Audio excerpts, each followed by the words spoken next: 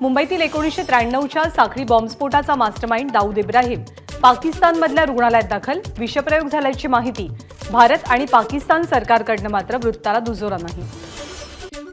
जोहान्सबर्गच्या पहिल्या वनडेत भारताचा दक्षिण आफ्रिकेवरती 8 विकेट्सने दणदणीत विजय.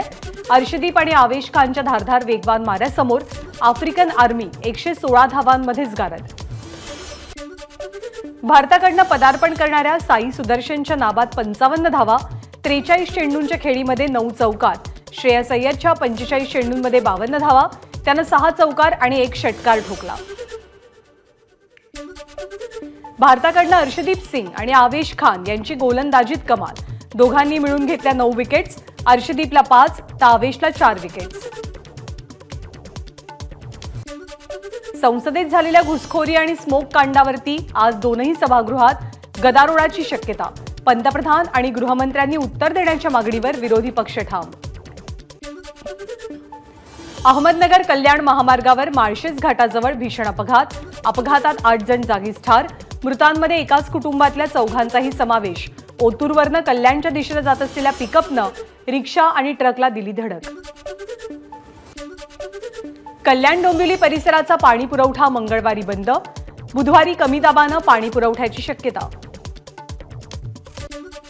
मुंबई शहरात आज 10% पाणी कपात. पाणी जपून वापरण्याचं महानगरपालिकेचं आवाहन.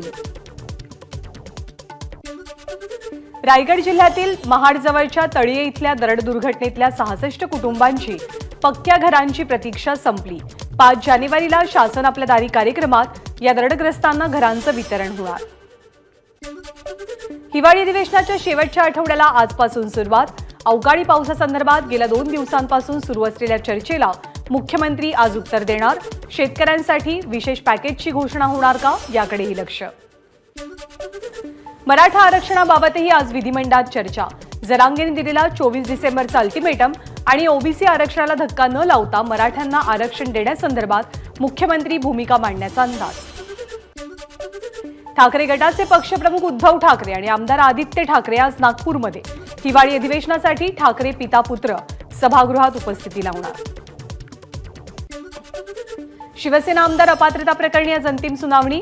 कागदपत्र, पुरावे, साक्षी आणि उलट तपासणीच्या आधारे ते युक्तिवाद.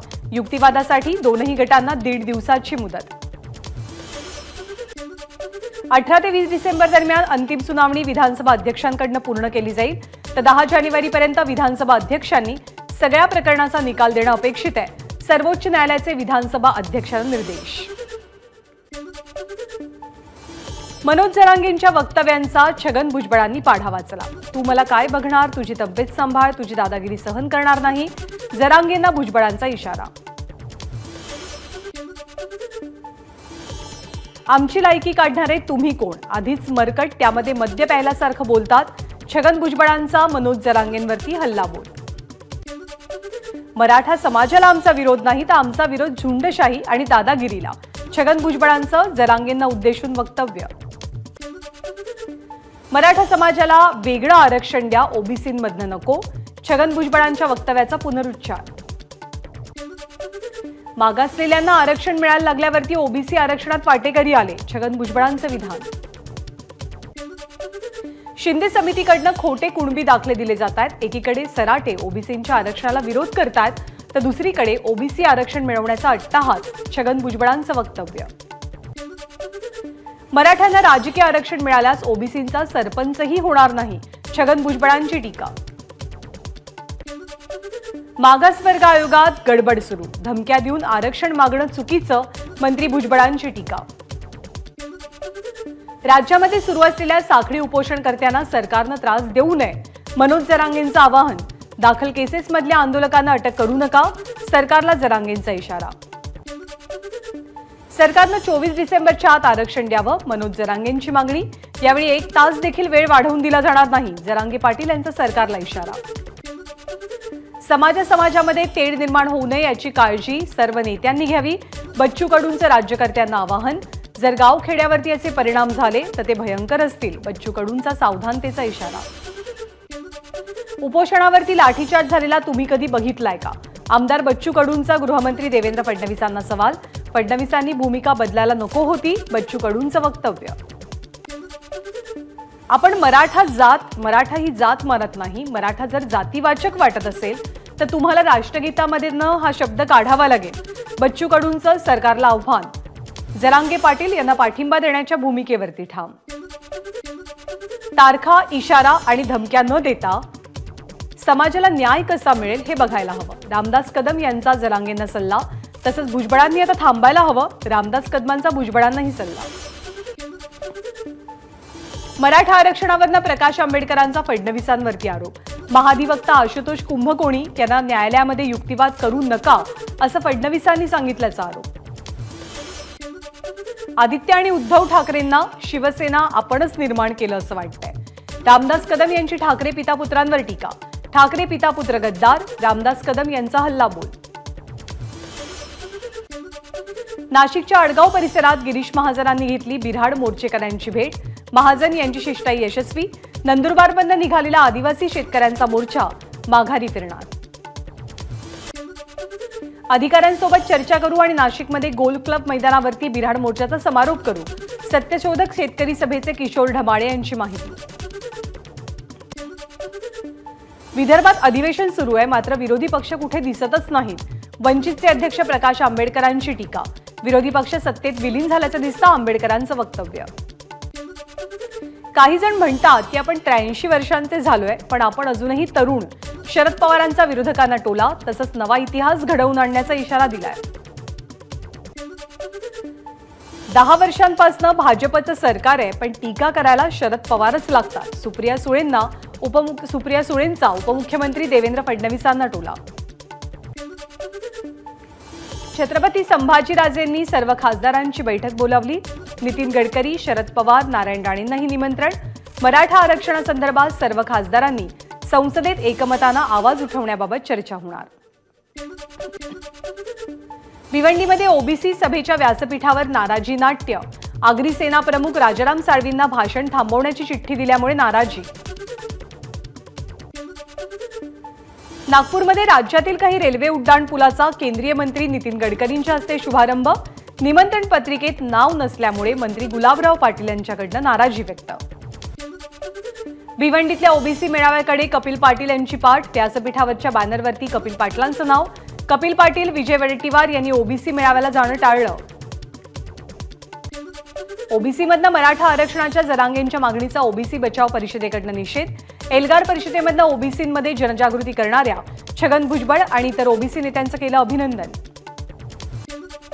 शासन जातनिहाय जनगणना करत नसल्यामुळे जनगणना करण्यासाठीच्या ॲपचं ओबीसी मेळाव्यामध्ये उद्घाटन। या ॲपच्या माध्यमातून गावापासून ते संपूर्ण राज्याची माहिती मिळेल। ओबीसी नेते अशोक विशेंची माहिती। नितेश राणेंनी आरक्षणावरती भूमिका घेताना कोकणातल्या जनतेला विचारलं का? आमदार वैभव नाईक यांचा सवाल। कोकणातील मराठी बांधवांना कुणबी प्रमाणपत्र हवीत असंही नाईक यांचं वक्तव्य आहे। सुधाकर बडगुजर प्रकरणी उपमुख्यमंत्री देवेंद्र फडणवीसच नितेश राणेंच्या पाठीमागचे सूत्रधार। ठाकरे गटाचे आमदार वैभव नाईक यांचा आरोप। माजी मंत्री भास्कर जाधवांनी केली मुख्यमंत्री एकनाथ शिंदेंची नक्कल। मुख्यमंत्र्यांची नक्कल करत नवाब मलिक प्रकरणावरनं मुख्यमंत्री आणि फडणवीसांवर जोरदार टीका। गेल्या 2.5 वर्षात काही लोक फक्त फेसबुक लाईव्ह करायचे, मी सांगेन तेच बरोबर अशी त्यांची भूमिका असायची। उदय सामंतांचा उद्धव ठाकरेंना टोला। डोंबिवलीमध्ये जागतिक दर्जाच्या पायाभूत सुविधा, चांगले रस्ते, मेट्रो, फ्लायओव्हर उभारणं हे आमचं ध्येय। आजवर झालेली कामं आपण सांगू शकतो, पण विरोधकांकडे छाती ठोकपणे सांगण्यासारखी कामच नाहीत। खासदार श्रीकांत शिंदेंची टीका। 100 कोटींच्या कथित खंडणी वसुली प्रकरणाला कलाटणी मिळण्याची शक्यता। माफीचा साक्षीदार होण्याच्या भूमिकेवर सचिन वाझे ठाम। ठाण्यामधल्या प्रिया सिंगचे पोलिसांवरतीच आरोप। मराठीतून दिलेल्या कागदपत्रांवरती सही करण्यासाठी पोलीस आपल्यावरती दबाव टाकत होते, प्रिया सिंगचा आरोप।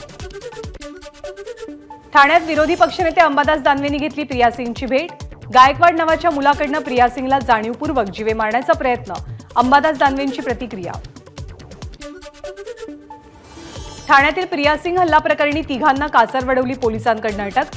प्रेयसीला कारनं चिरडल्या प्रकरणी अश्वजित गायकवाडला अटक। संसद घुसखोरी प्रकरणातील आरोपी अमोल शिंदेच्या झरी गावात दिल्ली पोलिसांचं पथक. अमोलच्या घरातली काही कागदपत्र आणि इतर साहित्यांची पोलिसांकडून तपासणी. आईवडिलांचाही नोंदवला जबाब. एका सामान्य शिक्षकाचा मुलगा शेकडो कोटींच्या मालमत्तेचा मालक कसा बनला? जशी आपली चौकशी झाली तशी गिरीश महाजनांची चौकशी करा, एकनाथ खडसेंची मागणी. भाजपमध्ये राहून एकनाथ खडसेंनी चोऱ्या आणि आर्थिक घोटाळे केले, त्यामुळे त्यांना पक्षातनं हाकलून दिलं. मंत्री गिरीश महाजनांची खडसेंवर बोचरी टीका. मराठा आरक्षणाबाबत सरकार प्रामाणिकपणे काम करतंय, मंत्री गिरीश महाजनांची माहिती.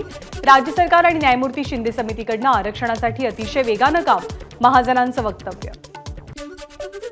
देवेंद्र फडणवीसांनी मराठ्यांना आरक्षण दिलेलं होतं, मात्र ठाकरे सरकारनं हे आरक्षण न्यायालयात टिकवलं नाही, महाजनांची ठाकरे सरकारवरही टीका.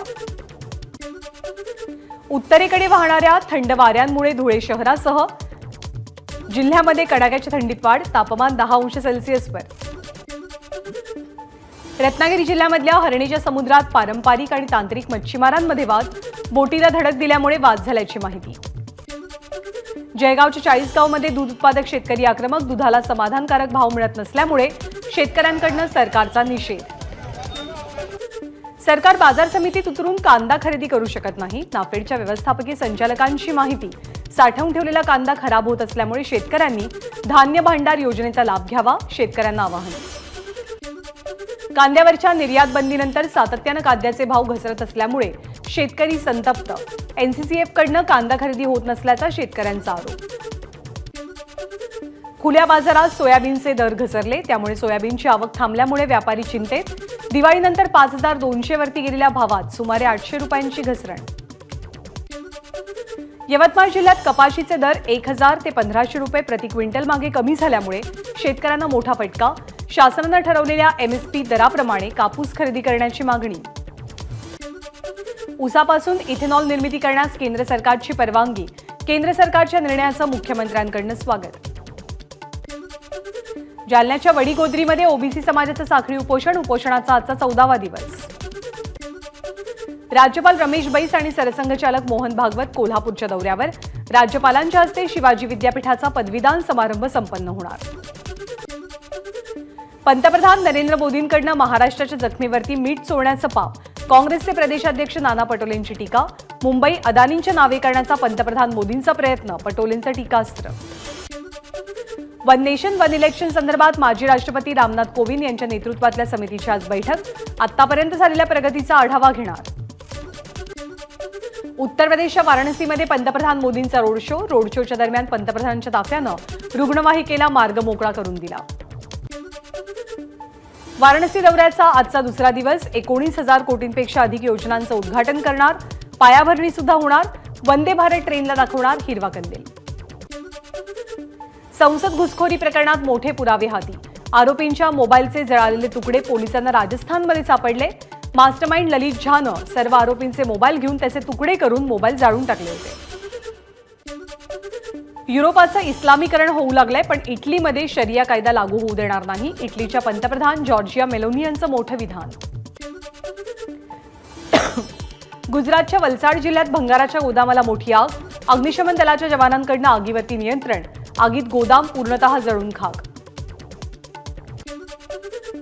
राजस्थानच्या श्रीमधोपूरमध्ये कारचा आणि बसचा भीषण अपघात. या अपघातात 4 मृत्यू.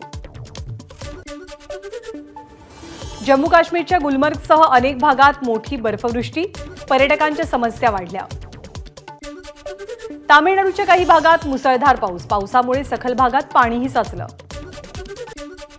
पावसामुळे तामिळनाडूमधील तिरुनवेली, कन्याकुमारी, थुथुकुडी आणि थेनकाशी या जिल्ह्यातल्या सर्व शाळा आणि महाविद्यालयांना सुट्टी.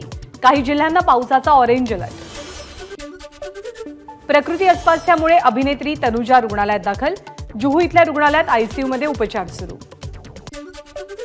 बिग बॉस मराठीमधनं घराघरात पोहोचलेली अभिनेत्री सई लोकूरला कन्यारत्न. सोशल मीडियावरती पोस्ट शेअर करत सईनं दिली माहिती. किंग खानच्या डंकीचा बॉक्स ऑफिसवरती धुमाकूळ. ॲडव्हान्स बुकिंग बंद केली. 1,56,00,000 कमाई. बॉलिवूडमधला प्रसिद्ध अभिनेता वरुण धवनच्या पायाला शूटिंग दरम्यान दुखापत. अभिनेत्यानं सोशल मीडियावरती पोस्ट शेअर करून माहिती दिली आहे.